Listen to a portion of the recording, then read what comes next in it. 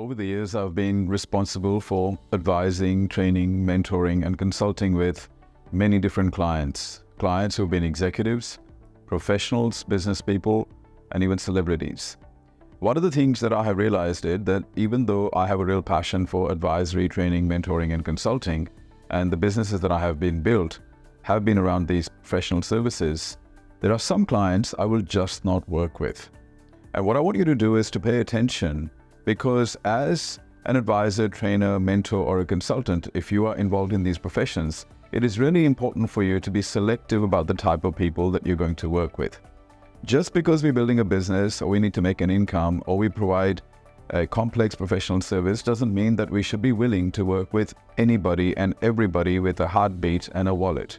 And so the thing is, you've got to apply some discernment, and I'm going to share with you what other types of clients that I'm reluctant to work with. No matter what my financial needs are, no matter what my business goals are, I'm not going to work with everybody. And I'm going to share with you a list of the people that should be raising alarm bells and the type of people you want to ideally avoid working with.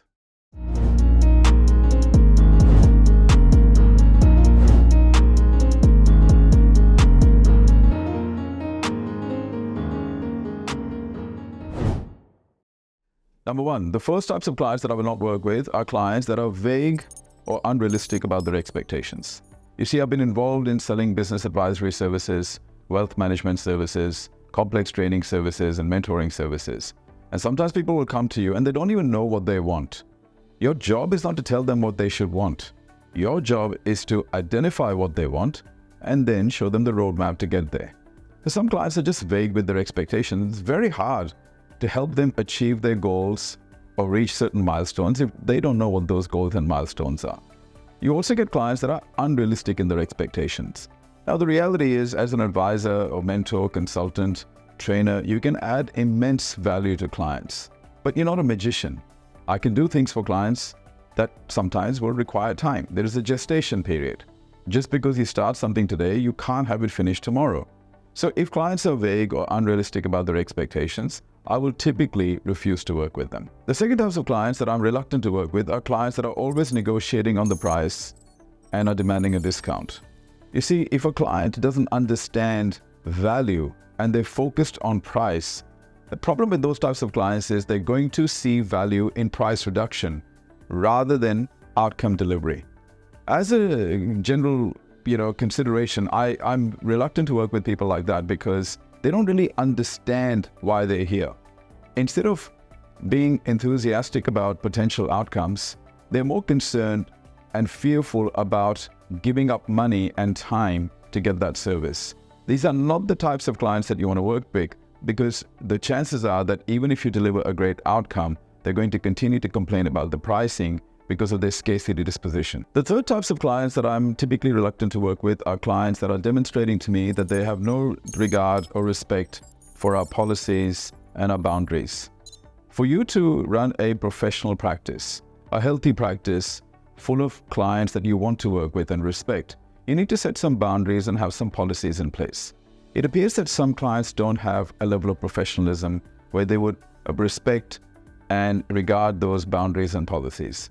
If a client's starting to show signs that they don't really respect our boundaries and policies and boundaries that have been set in place for a reason, then we're reluctant to work with them because that shows that they're not going to respect our professional services down the track.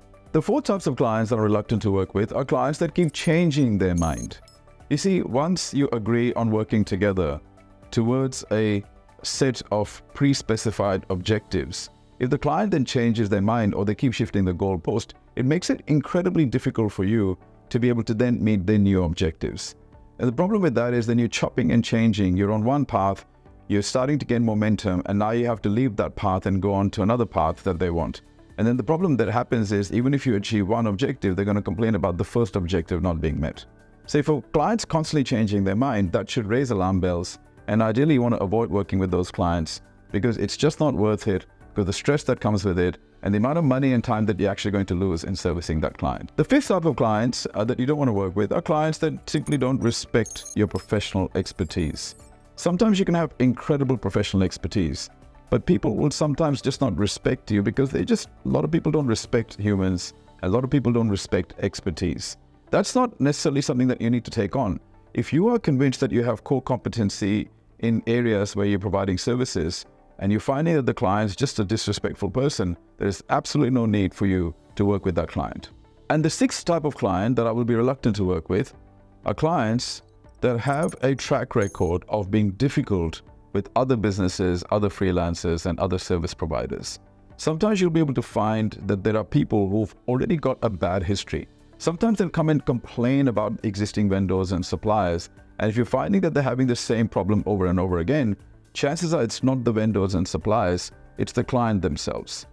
These points are designed to help you understand that if you're an advisor, trainer, a mentor, or you're a consultant and you want to run a professional practice where it's profitable, but also you're enjoying your work and you respect the clients that you're working with, it is really important to set some boundaries and know the types of clients you don't want to be working with.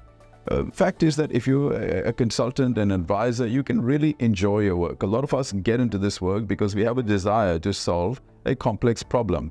But the wrong types of clients can suck your passion, suck your time, and suck your resources out of your business, and then put you in a position where you stop loving what you do. It is really important for you to set some boundaries and look out for the signs that the person that you're working with is not an ideal client.